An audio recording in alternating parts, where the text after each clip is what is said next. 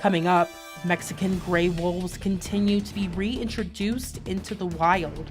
Plus, final thoughts as Women's History Month comes to an end. The news starts now.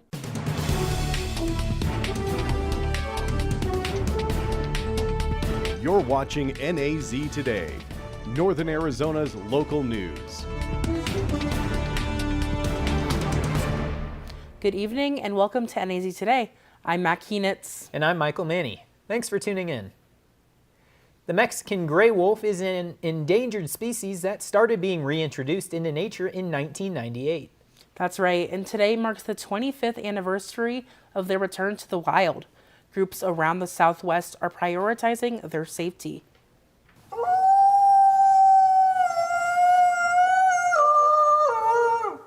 The Mexican gray wolf was once a thriving species in the Southwest United States.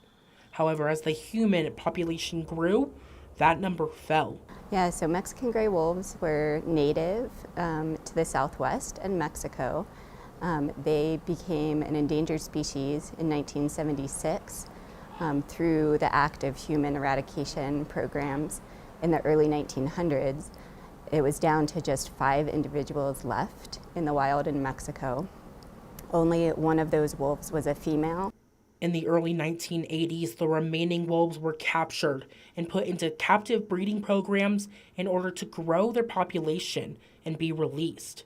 When the U.S. Fish and Wildlife Service allows them to be put into the wild, they will actually take primarily pups, newborn pups from these captive wolves, and they will put them into the dens of wolves in the wild. And they are hoping that adult wolves in the wild will kind of take these captive-born pups and raise them as their own. Wren says releasing the wolves benefits the environment and helps balance the ecosystem.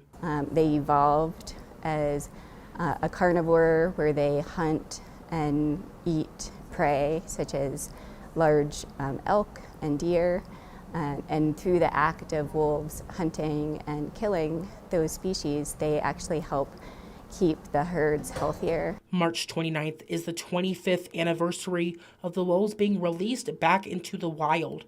However, the program has its setbacks.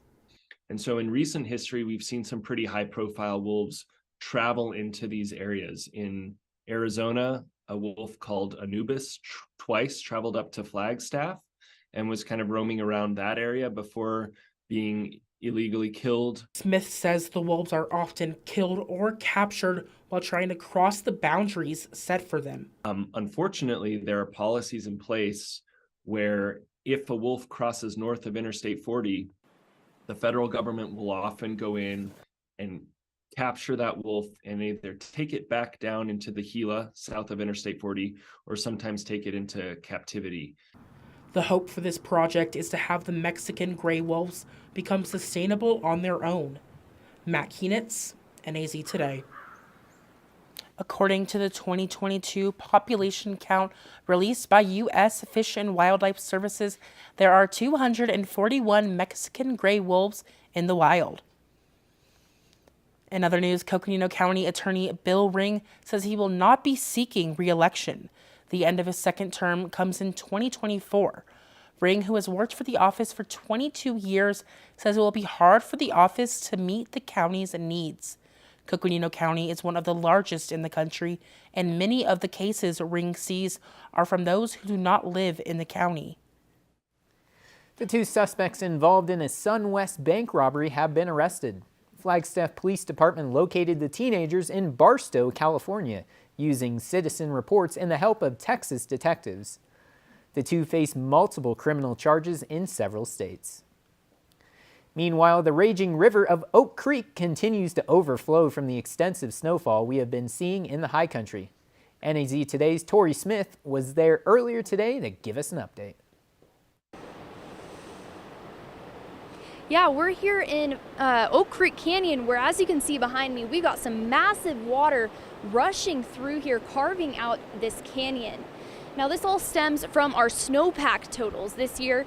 From July 1st, 2022 to March 1st, 2023, we have had about 140 inches of snowfall, being about 15.9 inches of precipitation up in the northern regions.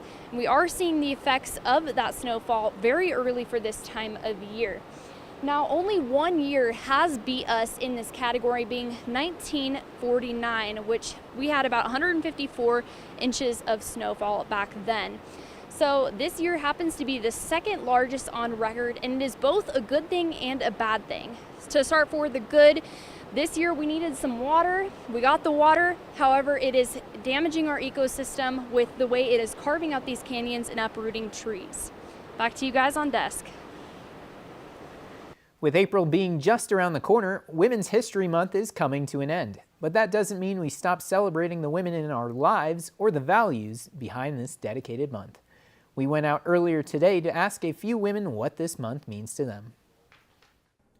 March marks Women's History Month, which was designed in 1987 to celebrate women for their contributions to the foundation of this country. A few women around the NAU campus were happy to tell us what Women's History Month means to them. To me, I don't believe there's anything more powerful than female friendship and when women come together, so I think it's just a really awesome time to celebrate that. Women's History Month, to me, just means a celebration of women everywhere. Just celebrating all the accomplishments that women have done, also empowering women, and really just, in general, kind of strengthening that bond that we have with one another. It's very important to me, actually. I mean, obviously I'm a woman myself, and like in all the classes ever since you're little, you're like taught that like women didn't really have rights up until genuinely like pretty recently, and I think that it's a great reason to celebrate that like now we have the same equality as everybody else. Women gained the right to vote in 1920 and have fought diligently for equality and justice. This month represents just that. Now, if you haven't already, reach out to the women in your everyday life and let them know the impact they have on you. We here at NAZ Today are grateful for the hardworking women that are a part of our news, weather, and sports teams, as well as our women in production.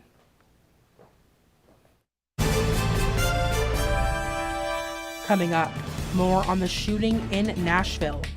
Stay with us.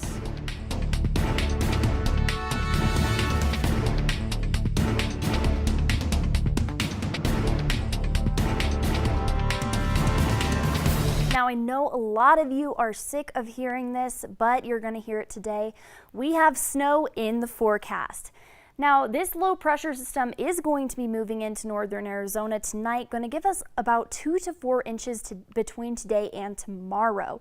70% chance of snow showers throughout these next 2 days as well. Now, I'll have more on weather and how this snow will impact you after the break. Stay with us. I'll never forget the day our landlord called and said, read your lease. No pets allowed. My owner tells him my dog ate the lease, but that didn't work. And now I'm stuck in a shelter. But this pit bull is ready for a new crib. I'm loving, loyal, and play well with others. So don't be intimidated by all my muscles, because the biggest one I have is my heart. That's right, I said it.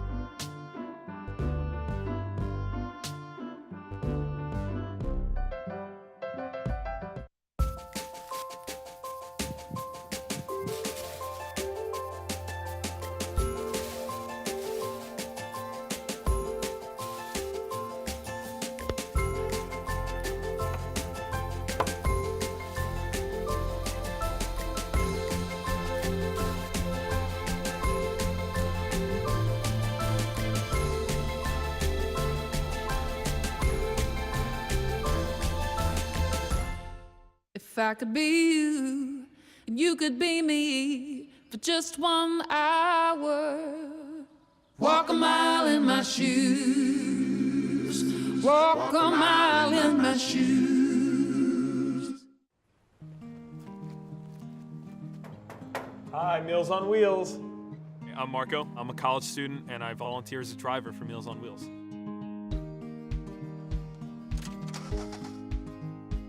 I think it's awesome meeting these people. I mean, they're so interesting. They've had so many wonderful experiences in life. Your community helps to raise you up into the person that you become. Meals on Wheels is a great way to give back to that community.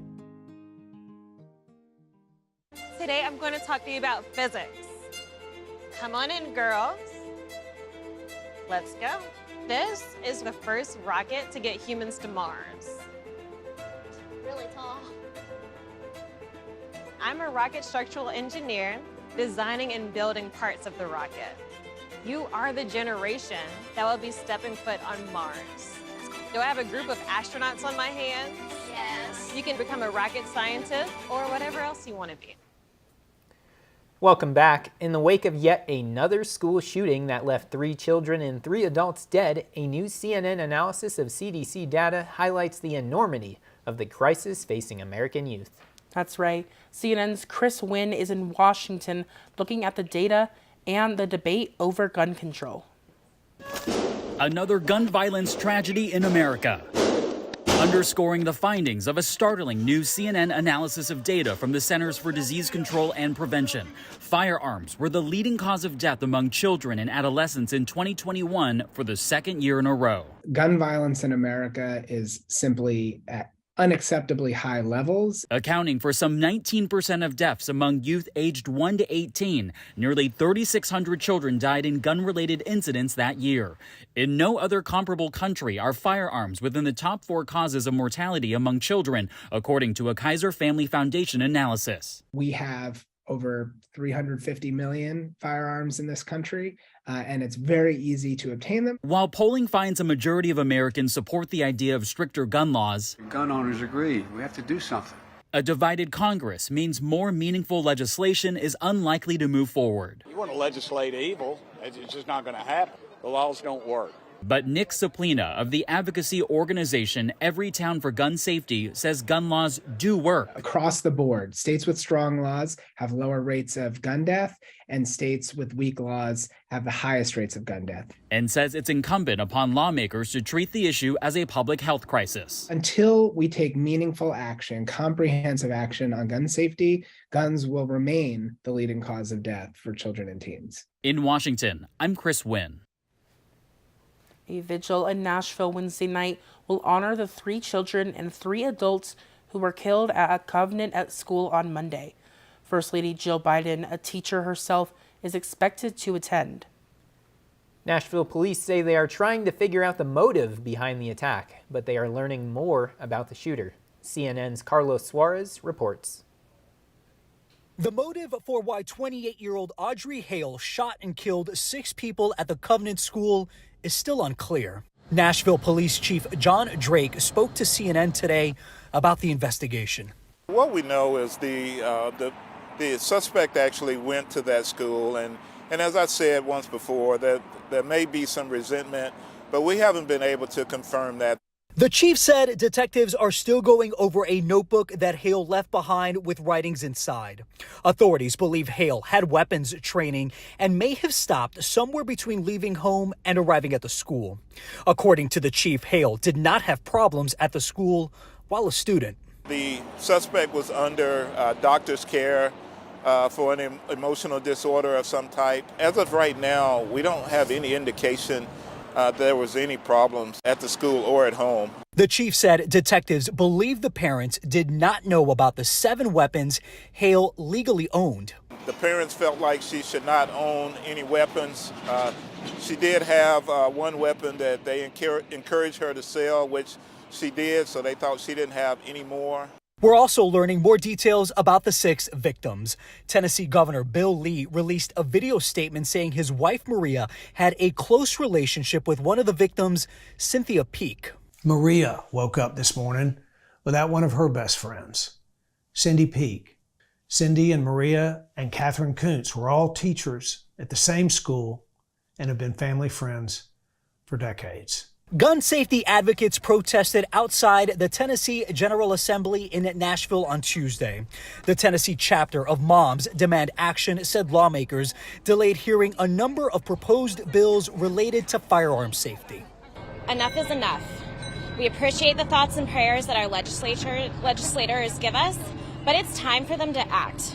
However, Governor Lee said right now is not the time to discuss and debate policy. There will be a time to talk about the legislation and the budget proposals that we brought forth even this year. And clearly, there's more work to do.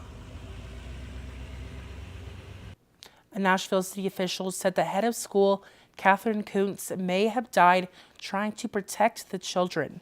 She left a Zoom meeting when the shooting started, and police say her body was positioned in a way that leads them to believe she had an encounter with the shooter.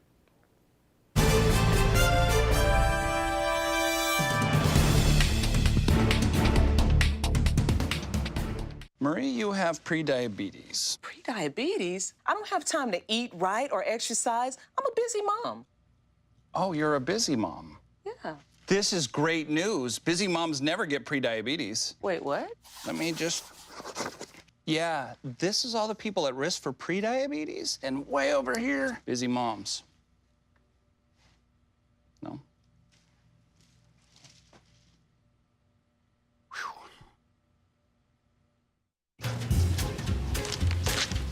Really?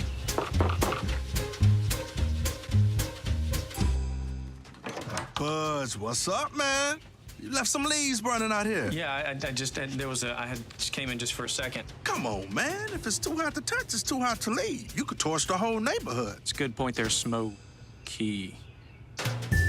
9 out of 10 wildfires are caused by humans. Only you can prevent wildfires.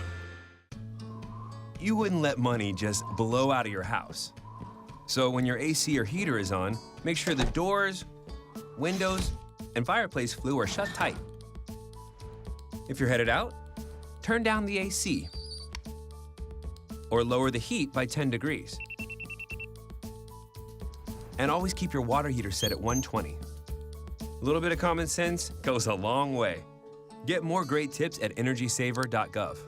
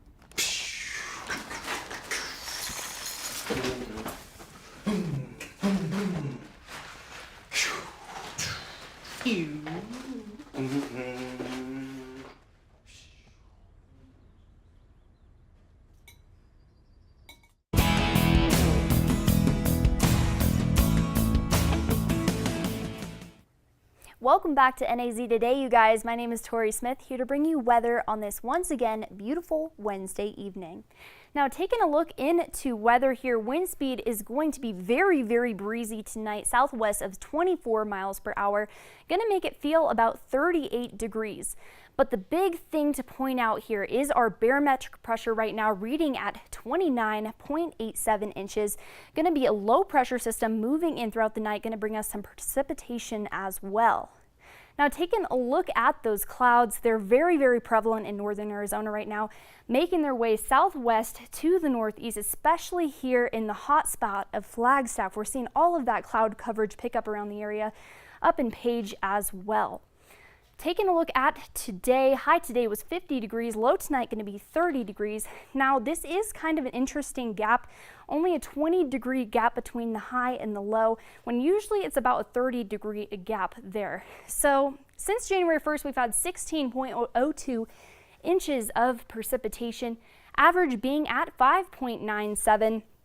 So we're doing very, very good in that category. However, if you were watching the show just a little bit earlier, we talked about how this large amount of water going through the Oak Creek is actually a little bit damaging. So that snowpack is supposed to be sticking around for just a little bit longer, but it is melting very, very fast. But I guess we can't choose everything. So high temperatures across the state for today, relatively warm, mainly in the 60-degree category. 50 degrees in Flagstaff, 61 degrees in Payson, 59 in the Grand Canyon, especially in these mid-elevation areas such as Payson, Prescott, and Sedona, going to be sitting around 60 degrees. Phoenix had a beautiful day today, 81 degrees as their high, as well as Flagstaff, pretty warm for this time of year, considering we've been seeing some very, very freezing temperatures recently. Now tonight here in Flagstaff, low going to drop down to 30 degrees. Rain and snow showers are expected throughout the night. And taking a look at that moon, it is going to be a waxing gibbous moon, going to be very, very beautiful. However, we might not see much of it tonight because of that low pressure system. Sunset going to be at 6:45 p.m. for you, getting a little bit later there. High for tomorrow is going to be 38 degrees. Again, snow showers continuing. That low pressure system is going to be remaining prevalent in the area. And about 2 to 4 inches of snow is expected tomorrow. However, with the high being 38 degrees, we're expecting more of a slush to remain throughout the day, as well as those walkways are going to be very, very slushy tomorrow. And it's probably not going to stick for long, considering the highs and lows across the state are going to be jumping back up. So tomorrow we're seeing a cold front prevalent along all of the Arizona. 50 degrees is your high in Tuba City. But if you take a look, Phoenix was at 81 degrees as their high for today. They're jumping down to 65 degrees as a high for tomorrow. And that's also seen everywhere else. Today we had a high of 50, but tomorrow we're having a high of 38 in Flagstaff. 64 over in Lake Havasu, so it's just chilly everywhere. 40 degrees in the lower elevation areas as well. Taking a look this week here in Flagstaff, going to be 38 degrees on Thursday, 19 as your low, and that's our 1 day of snow showers. And we are going to be moving up in temperature. So we're having that cold front Thursday, going to push to 57 degrees as your high for Sunday, and then dipping back down to 49 degrees for another cold front on Monday. Now that's all we have for weather, but definitely check out sports after the break. I just found out my work party is a +1. You want to go? This is my boss, Ella. Nice to meet you, Greg. You're welcome. Nope, I'm high. But I'll clean the kitchen while you're gone. You're already making good decisions when you're high. Pool party at Jesse's. Can you drive? I'm toasted. Nope, I'm high. But I can order us a ride. Don't make an exception when it comes to driving. If you feel different, you drive different. You. Yeah, you. Getting that college education, what are you gonna do? Graduate and take some office job? Be like everybody else? Or will you dare do something different? Like, be a teacher. You could be my teacher. You got the skills. The smarts? Yes, you. You could be the teacher I never forget. That'd be cool. Does that corporate job even have recess? What are you gonna make of yourself? What are you gonna make of me?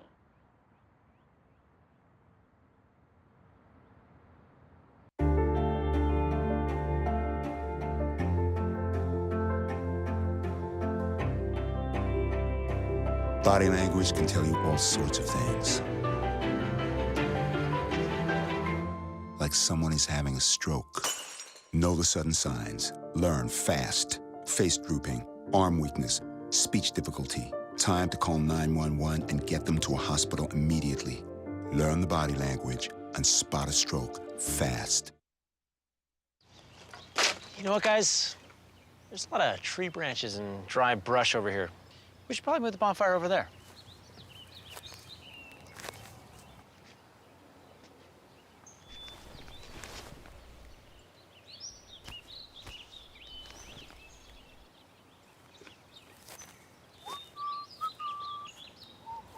I'm guessing Smokey liked that idea.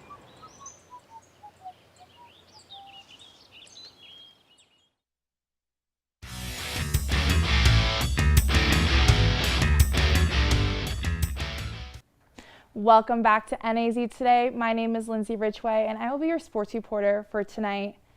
After having 2 rescheduled games and up to 5 feet of snow on the field to start their season, the Flagstaff Eagles are 2-0 at home after their win last night against Mingus Union. Winning 11-1 due to pitching by Heath Lopez, Connor Ingles, and Silas Richmond, the team will be on the road tomorrow night for a rematch at Mangus Union. Sticking with high school, both Coconino and Flagstaff released their fall 2023 football schedules earlier this week. Led by head coach Mickey Clements, Flagstaff will start their season at home versus Greenway High School out of Phoenix. Then they will take on Somerset Academy from Las Vegas, which for the first time since 1977 will be when a Flagstaff school has played an out-of-state opponent. Coconino High School will also start their season at home, taking on Carl Hayden and Payson, led by their new head coach, Gary Cook. Switching to college sports, the number 67 ranked NAU women's tennis team will be at home Friday and Sunday to take on Big Sky opponents Montana and Montana State. The Lumberjacks are currently 4-0 in conference, and NAU track and field is also competing this weekend at 2 separate meets. The team is sending athletes to both Stanford University and University of Texas after coming off of a sweep of Big Sky Weekly Awards, winning both the men's track and field athletes of the week as well as the women's track and field athletes for the week. Now that's all I've got for you for this week for Northern Arizona sports. We'll be right back after the break for your weather recap with Tori Smith. So, I got this new family, and I don't know what it is about this one, but she can't seem to put down that toy all day long. Tap, tap, tap, tap. Oh, and she even talks to it. She talks to that more than she talks to him. What's up, bro? Nice shirt. Who's she talking to? Her mom? She talks to her mom a lot. Bye-bye. Hi. Hoping for a crisp breeze to help keep you alert. Oh, he took a sip of water too. That'll probably help. You were probably gonna turn down the radio too, so you could focus, right? Probably okay isn't okay. Right? If you see a warning sign, stop and call a cab, a car, or a friend. I think the water line is what really drove it home. I blew on him. Hey, Bobo, do trees tell each other stories? I'm sorry. I'm afraid I don't know that. Hey, why don't we go find out? Listen. Can birds draw pictures? I don't have an answer for that. Dad, do stars visit their friends? Look!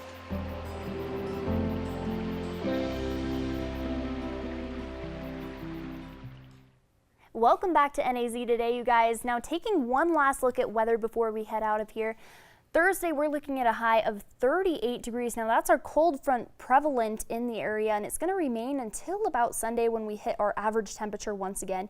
But Monday, we're expecting another dip in temperatures down to 49 degrees.